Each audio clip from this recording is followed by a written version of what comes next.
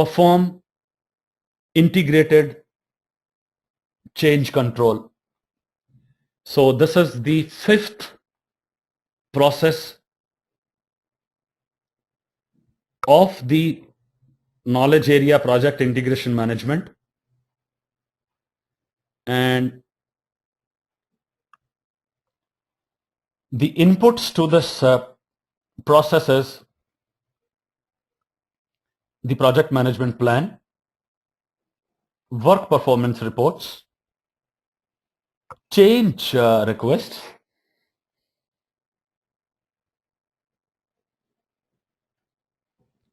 and after change request, what we have is the standard EEF, which is enterprise environmental factors, and then comes your OPA, which is organizational process asset. So you should be very clear on the last two. And what I need to now tell you over and above the names of the respective processes, that the monitoring and control area for this particular knowledge group has two processes in it. The one which we talked on is monitor and control project work, which we just finished. And the second which we are into, which is perform integrated change control. So this is the second area in the monitoring and controlling. Yes. Fifth area from the project integration management perspective. Okay. So let us look at the perform integrated change control. The tools and techniques, they remain expert judgment and meeting, which is the item which we have used in the previous process. The change control tool is something which is coming up as the new item in the tools and technique. The output what this process yields into is an approved change request, because it is the process of the change control. So of course it would lead into the change request and approved change request, various change logs because you are making the changes, and the another two outputs remains the same as our previous process, which is project management plan update and the project document updates. So what is the process of change management? I have shared with you on this process maybe in various discussions. Let me bring it back again to you with the words which I have used during the discussion called a CCB, which is a change control board. Let me start with the first activity in this process.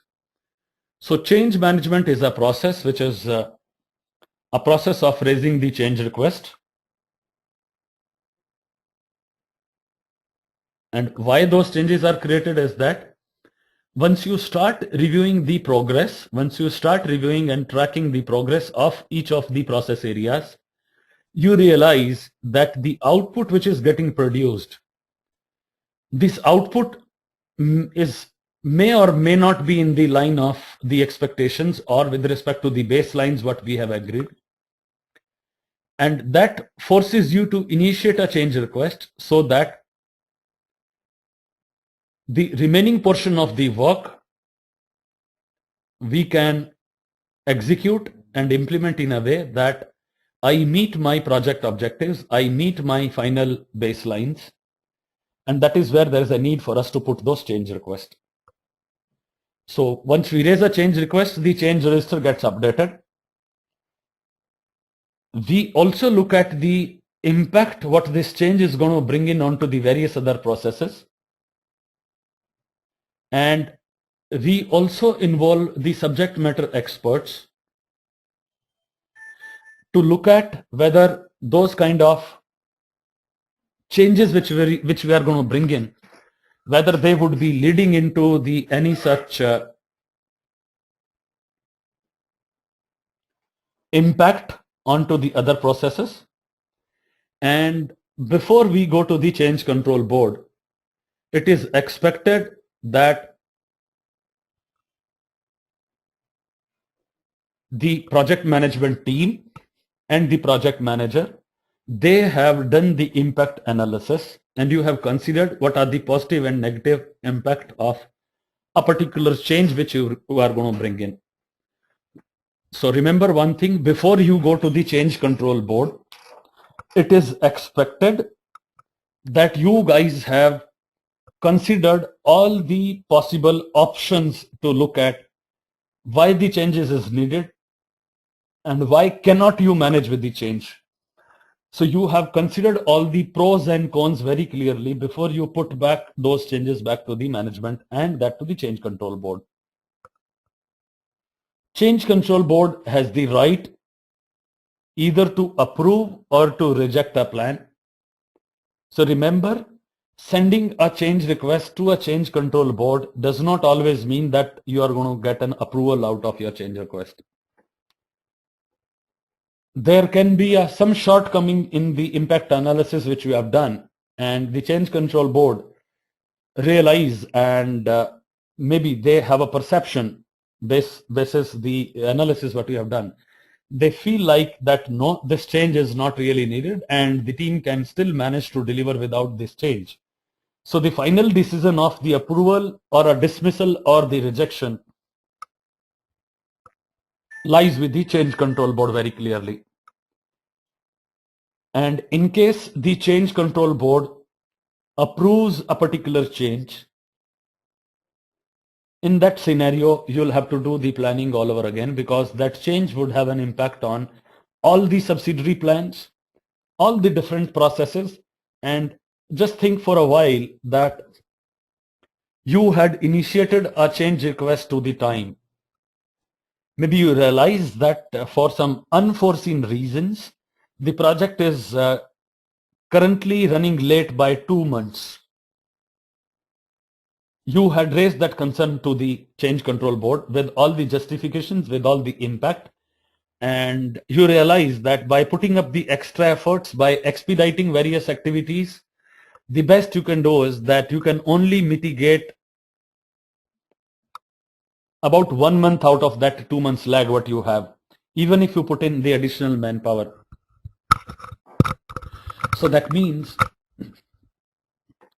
if the change control board has actually approved another 1 month extension to your project, then this 1 month activity would have an impact on each of the planning portions of your processes. And very clearly, you might have to replan those activities and bring back all those activities back into the sync to ensure you are matching up to meet those timelines. And why that is needed is that because we have very clearly understood that once the project is getting started, lot of those processes, they would interact with each other in various stages.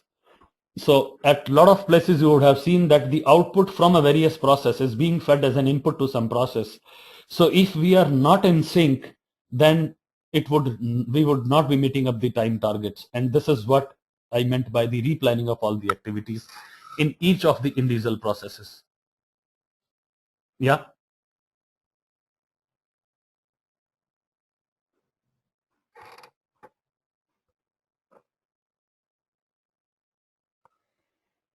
So when we are into a perform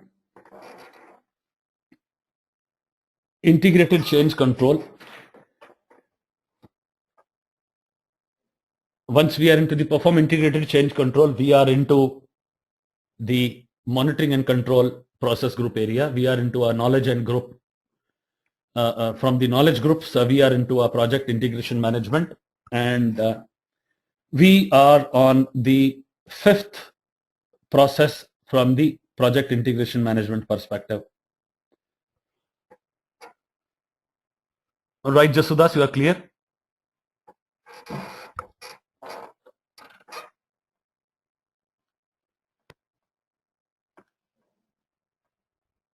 So we heard about configuration management. So once we are doing a change, we'll have to also look at the various mechanism, various opportunity that this change would not impact the other activities, and if it is impacted, we have to replan those various activities. So configuration management activities are basically identifying what are the items you'll have to reconfigure. Any status accounting, that means pertaining to various the configuration status, anything which we'll have to redo, and we need to also look at the verification and audits. This is pretty much needed from the most of the industry's perspective when you talk about the configuration management.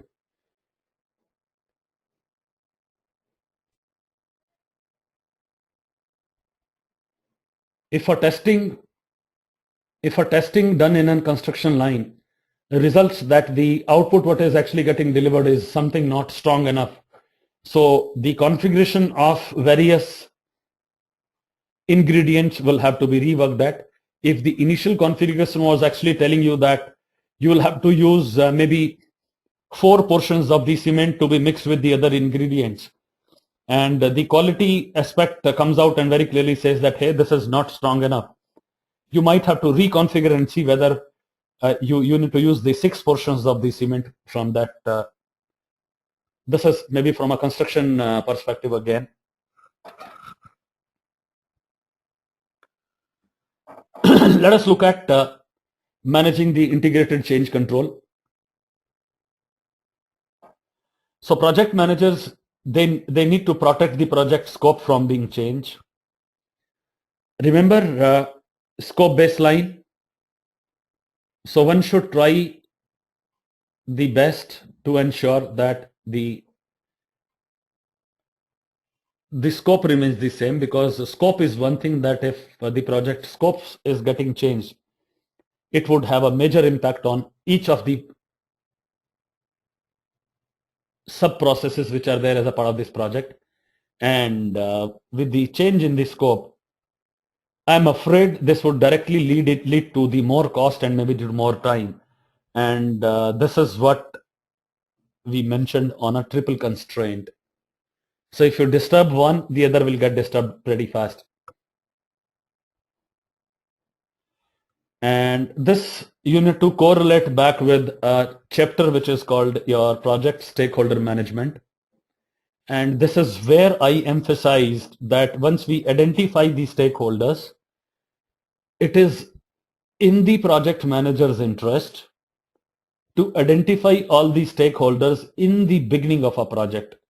And if you have identified the majority of the stakeholders before you have frozen on the scope, that would be the best thing for a project manager to deliver. Because once you have finalized the scope, and then if a stakeholder is asking for a change of the scope, then it is going to be a very tough task for you to bring in a change in any of the triple constraints.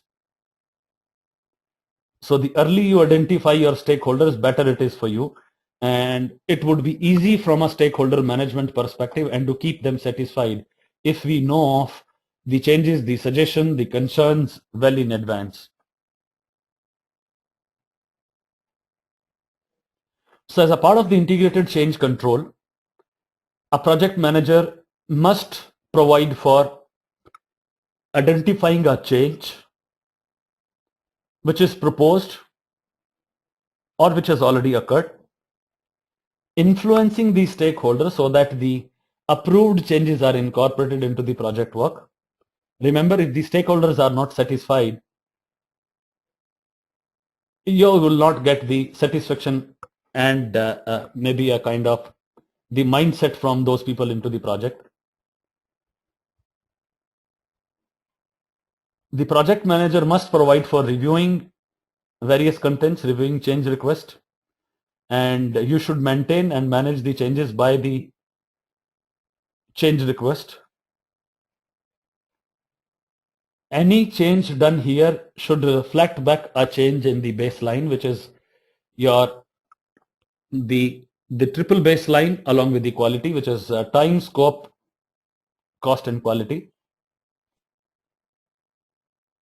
Considering the impact in a change request on the rest of the project, as well as considering all the knowledge areas which it is going to impact, we might have to redocument everything and look at from the perspective of the continuity on the defect repair validation and the quality control. So this is what which covers up the managing integrated change control.